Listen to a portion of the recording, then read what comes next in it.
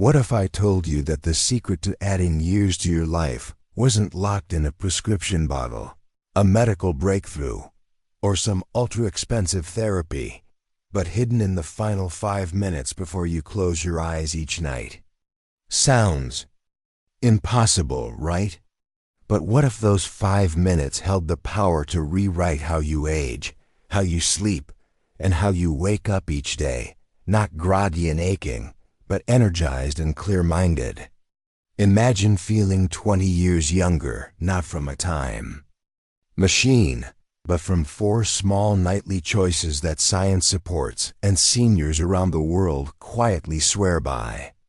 Not some wellness guru myth, not a clickbait promise, but a practical, proven, and incredibly simple bedtime ritual that could change the trajectory of your health in ways you never thought possible. You see, we spend so much of our lives trying to add days to our lives. But what about adding life to our days, especially in our later years, when every moment becomes more precious? This video isn't just about routines. It's about reclaiming control. It's about seniors who were once exhausted, forgetful, or plagued by restless nights, and are now walking taller, thinking sharper, and feeling more alive, just because of what they did in the 5 minutes before sleep. And here's the thing, you don't need money. You don't need perfect health. You don't even need motivation. You just need a willingness to care for yourself gently, consistently, and wisely. So let's dive into the very first pillar of this powerful ritual, one that may sound too simple to matter, yet might be the very reason your brain isn't resting like it should. It's the hidden thief in nearly every senior's bedroom: the screen.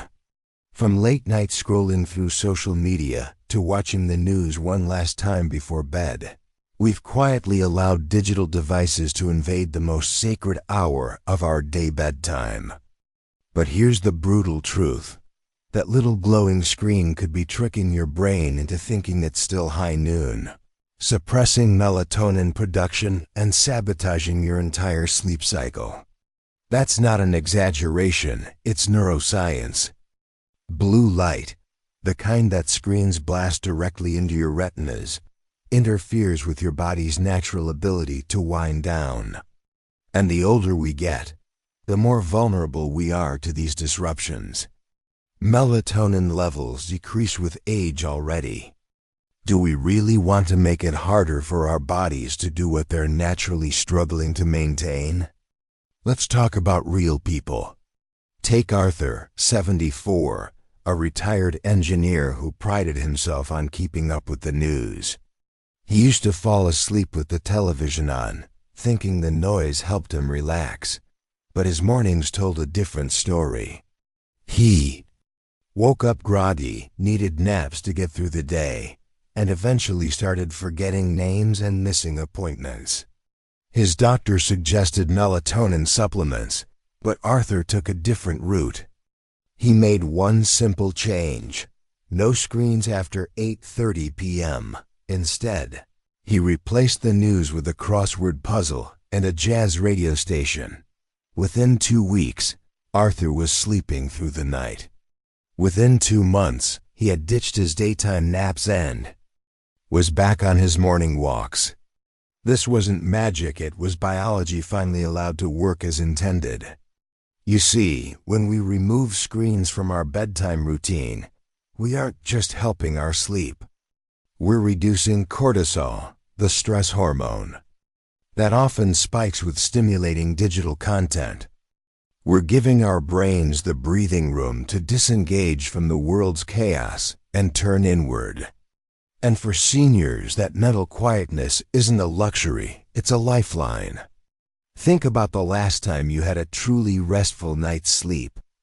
The kind where you woke up before the alarm, where your joints didn't ache, your mind wasn't foggy, and you didn't need 2 cups of coffee just to speak clearly. That's the feeling we're chasing with this first habit. And here's the best part: it doesn't require perfection. You don't need to throw away your phone or cancel your Netflix subscription. You just need boundaries. Set a screen curfew. Use blue light filters. Swap the phone for a paperback. Replace the late news with a gratitude journal. Or simply sit in silence and breathe. You don't have to do everything. But doing something consistently sends a powerful signal to your body. It's time to rest, time to heal, and time to live longer. This is what real self-care looks like after 60, 70, or 80.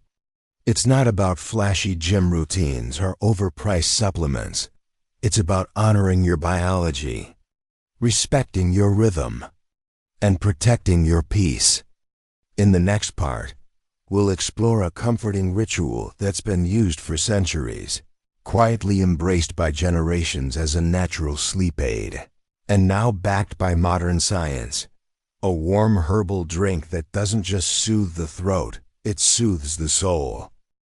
2. Herbal tea before bed. Herbs recommended: chamomile, valerian root, lavender. Benefits: reduces anxiety, promotes relaxation and lower blood pressure, encourages faster and deeper sleep. Example: John, 78, began sleeping longer and feeling more energetic with valerian tea. Note: avoid caffeine and check for medication interactions. We often think of a good night's sleep as something that just happens or doesn't. But what if we could actually sip our way into it? Not with pills, not with a glass of wine, but with something gentler, older, and surprisingly effective: a warm herbal tea. Now, before you dismiss this as just another old wives' tale, let me tell you this isn't about superstition. This is about science, ritual, and reclaiming one of the most sacred and soothing moments of your day. Let's travel back to something most of us have forgotten: the power of winding down with intention. In a world that rushes from one task to the next, seniors especially need a buffer, a soft landing for the mind before the journey into sleep. And that buffer can be as simple as a steaming mug of chamomile or valerian root. These aren't just plants, they're nature's invitation to rest. And believe me, your nervous system is listening. Let me introduce you to Evelyn, 76, a retired librarian who once dreaded bedtime. Why? Because she knew sleep would elude her. Her thoughts would spiral, her legs would twitch, her memories of better days would haunt her like ghosts. But then, one afternoon at her local community center, she overheard someone mention valerian tea. "Smells like old socks but knocks you out like a lullaby," the woman joked. Evelyn was intrigued. That night, she brewed her first cup. It didn't work miracles immediately, but within a week, her bedtime anxiety began to ease. Within a month, she was falling asleep faster and waking up less. For Evelyn, tea became more than a drink, it became her nightly ritual, a kind of psychological anchor telling her brain, it's safe now. You can let go, and that's exactly the point. Herbal teas like chamomile contain apigenin, an antioxidant that binds to receptors in your brain and reduces anxiety. Valerian root increases GABA, a calming neurotransmitter. Lavender lowers blood pressure and eases tension, both physically and emotionally. You're not just drinking liquid. You're drinking biochemical cues to relax. But more than the herbs themselves, it's the act of preparing the tea that transforms you. The boiling water, the steeping bag, the rising steam. These small sensory steps signal a transition from the busyness of the day to the stillness of the night. It's the opposite of scrolling your phone or falling asleep to the TV. It's mindful, it's personal, it's healing. I can't stress this enough. Rituals are powerful, especially in later life. They ground you, they comfort you. They remind you that you're still in control of something, even if your body doesn't move like it used to, or your memory slips more than you'd like. And a bedtime tea ritual is one of the easiest, most affordable, and effective forms of self-care you can adopt. Now let's be practical. Not every herbal tea is for everyone. Some people don't like the taste. Others might be on medications that interact with certain herbs. So check with your doctor, especially if you're on blood thinners or sedatives. And avoid anything labeled detox or energy, or anything containing hidden caffeine. The goal isn't stimulation. It's sedation, soft, natural, and gentle. You might start with something as simple as chamomile with honey, or peppermint, which aids digestion and clears the mind. Even the act of sitting with a warm cup, hands wrapped around the mug, can be enough to change your inner state. You're no longer bracing for another restless night. You're preparing for peace. And that shift, emotional, chemical, physical, is exactly what makes all the difference. Think of it as tucking in your nervous system. And it doesn't have to be perfect. You don't need fancy kettles or rare herbs from exotic places. You just need 5 minutes, a tea bag, and the willingness to pause. That's it. One mug, one moment. And a lifetime of better sleep could begin right there. When we return, we'll explore a powerful physical tool, one that requires no machines, no gym memberships, and no sweat, yet can transform how your body and mind descend into sleep. It's often overlooked, yet profoundly effective. You guessed it, stretching. But not just any stretching. We're going to do it the right way, with intention and care. 3. Gentle stretching before sleep. Purpose: relieves muscle stiffness, eases tension, improves circulation. Impact: faster sleep onset, reduced joint pain and stress hormone levels, improved mobility and reduced fall risk over time. Example: Mary, 72, alleviated back and neck pain with light stretching. Method: focus on simple, comfortable movements. No equipment needed. There's something quietly powerful about movement, not the kind that leaves you breathless or sweaty, but the kind that whispers to your muscles, "You're safe now. You can let go." And if you're a senior struggling with stiffness, cramps, or just the general tension of getting older, then this third part of the bedtime ritual might become your favorite: gentle stretching. Not yoga, not a workout. Just a slow, thoughtful unwinding of your body's knots, the ones you don't even notice until you lie down and realize your legs won't settle or your shoulders are locked in place.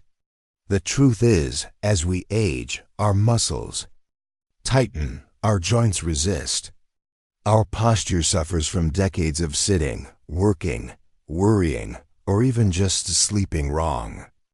And that physical tension doesn't stay in the body, it leaks into your mind, making rest more difficult, increasing cortisol levels, and keeping your nervous system stuck in fight or flight, even when the world outside is silent. That's why stretching isn't just a physical act, it's a neurological reset. Take Melvin, a 70-year-old widower who hadn't touched his toes in years. Not because he didn't want to, but because it hurt to try. He used to fall asleep in his recliner, knees bent, neck unsupported, only to wake up at 3 a.m. with a crick in his back and fire in his hips. But when a physical therapist at his senior center introduced him to a 3-minute stretch, routine tailored for sleep, just 5 easy movements done by his bed, everything changed.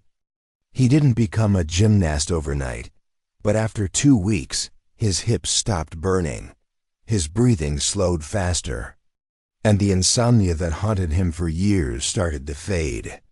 That's the secret most people overlook. stretching before bed isn't about flexibility. It's about signaling your nervous system that it's time to power down.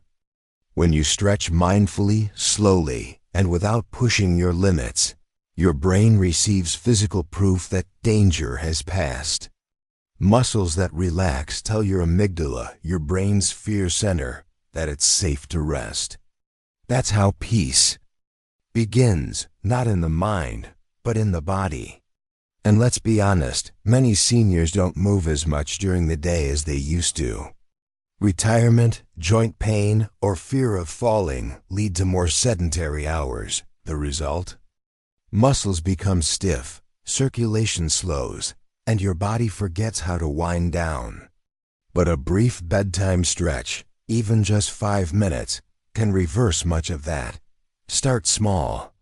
Sit on the edge of your bed and gently roll your shoulders. Tilt your head side to side to ease neck tension. Place your hands on your knees and lean forward slightly to open your lower back. Then lift one leg at a time, flex and point your toes. It doesn't have to be complicated. In fact, the simpler, the better. Because this isn't exercise, it's an invitation to release. And release is the gateway to restoration. Here's a tip most people miss. Breathe as you stretch. Not shallow, distracted breaths, but deep, slow inhales through the nose, followed by long, relaxed exhales through the mouth. Pairing breath with movement amplifies the calming effect, lowers blood pressure, and helps your body shift into parasympathetic mode, aka the rest and digest system. And if you're someone who suffers from restless legs, sciatica, or arthritis, gentle movement can flush out inflammatory waste products by promoting circulation. It's not a cure, but it's a tremendous help, especially when done consistently. Which brings me to the real power behind this practice: habit. Doing this once won't fix your sleep, but doing it nightly, even imperfectly, creates momentum. It turns bedtime into something proactive, something you do for yourself, rather than something you simply endure.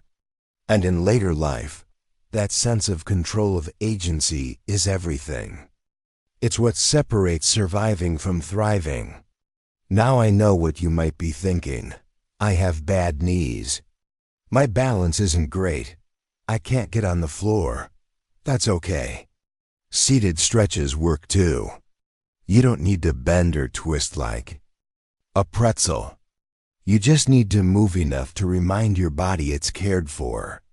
And if you need guidance, consult a physical therapist or look up senior-friendly stretching routines online.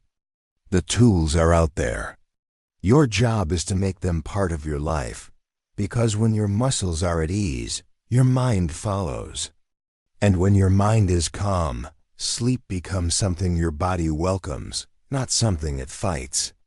In our next segment, we're going to talk about something deceptively simple, something many people ignore because they think they've already mastered it.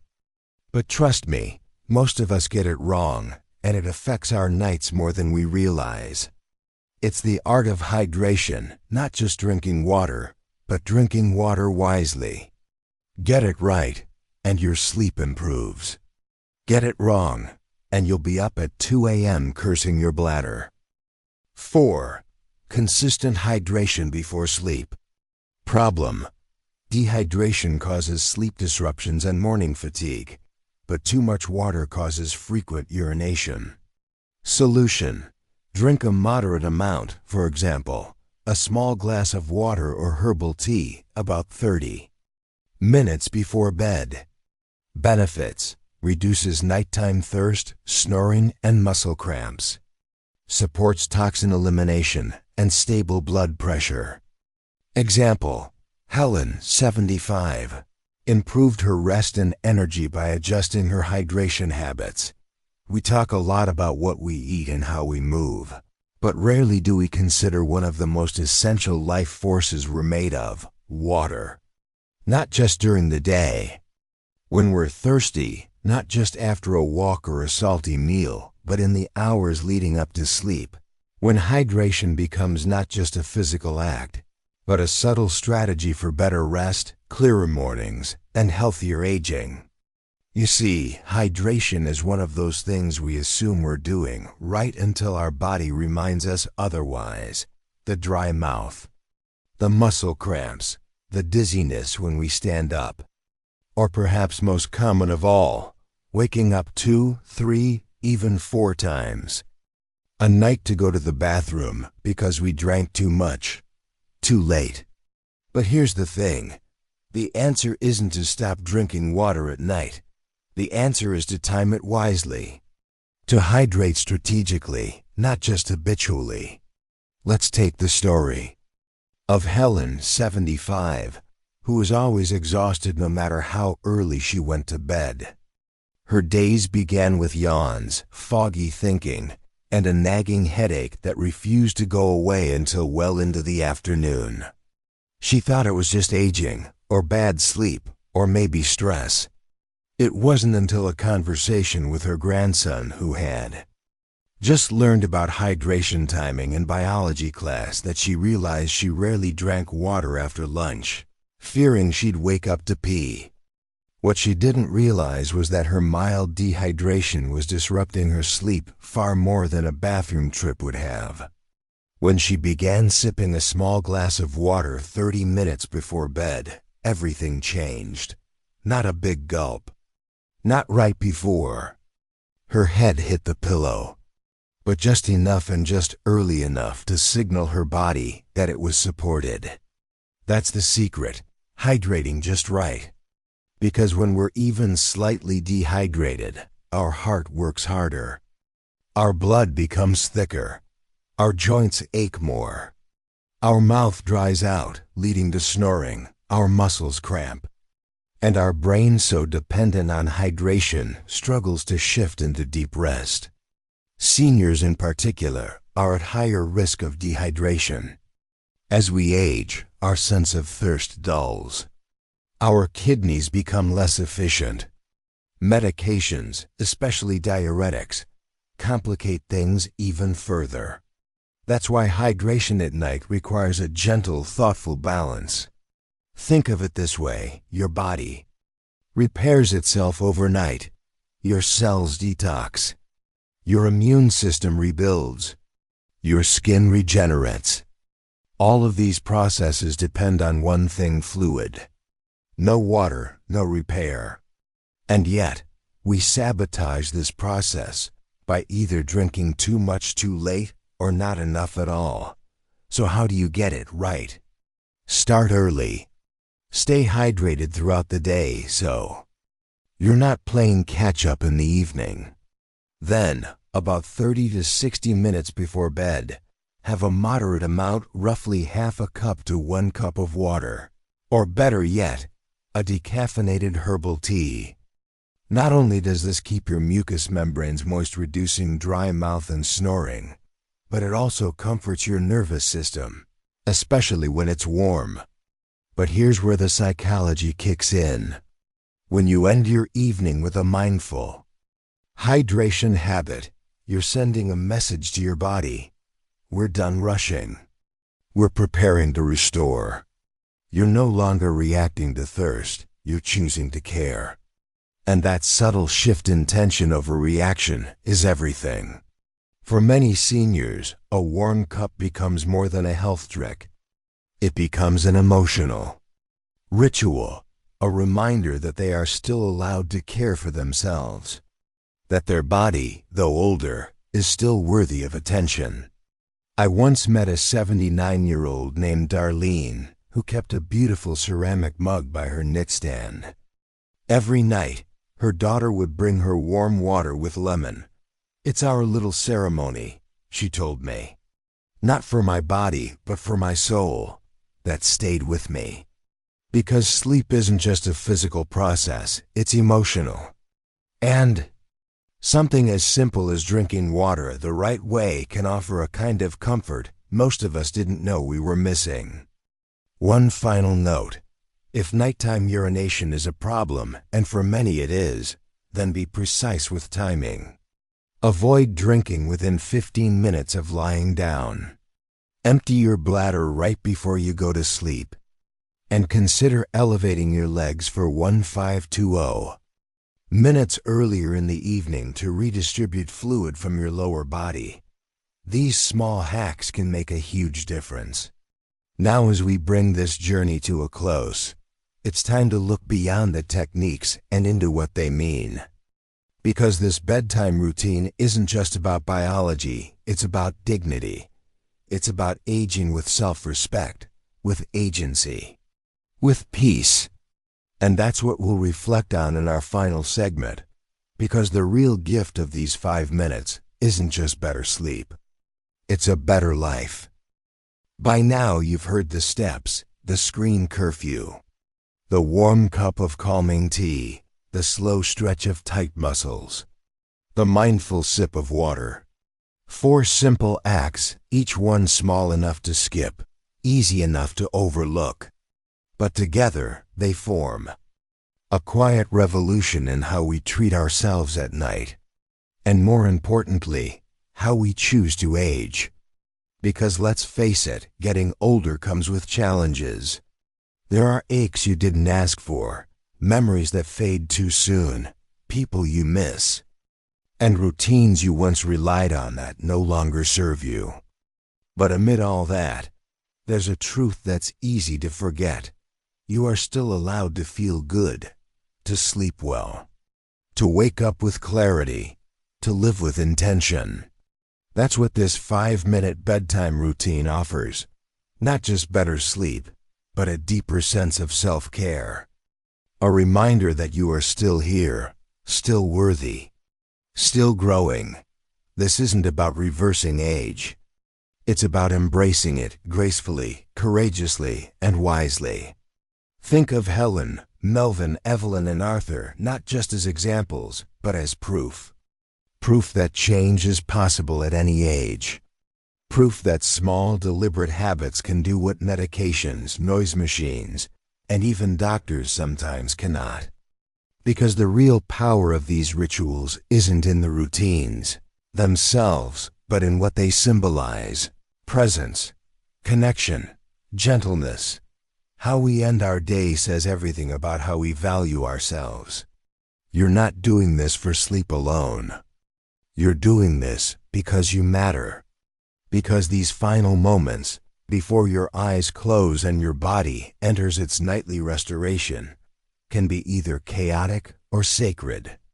And the choice is yours. Now maybe you won't adopt all 4 steps.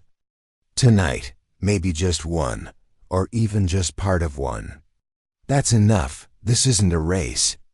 It's a rhythm. And every night you commit to these habits, no matter how imperfectly, you're placing one more brick in the foundation of your well-being. One more signal to your mind and body that you are safe, supported, and deserving of rest. And here's the deeper truth. Good sleep fuels everything else: memory, mood, immunity, balance, joy. It's the starting point of every good day. So if you've ever wondered how some people seem to glow in their 70s or remain sharp into their 80s, it often begins not with grand gestures, but with small, sacred ones. With a cup of tea, with a screen turned off, with a 5-minute stretch, with a glass of water and a sigh of peace. You are not powerless. You are not fragile. You are not too late. Tonight, try this. Just choose one of these habits. Do it slowly. Do it fully. And notice not just how your body reacts, but how your spirit does. You might be surprised. In a world that moves too fast and tells seniors to move aside, these moments are your quiet rebellion. Your way of saying, I'm still here, and I still care. Thank you for joining me on this journey. If this video resonated with you, share it with someone you love, a spouse, a friend, a neighbor. Let's build a community around rest, around peace, around aging with grace. And if you've already tried one of these habits, tell us in the comments, which one helped you the most? What did you feel? We read every word because your story matters. And we believe your next chapter can be your best one yet. Until next time, sleep well, live better, and never underestimate the power of 5 intentional minutes.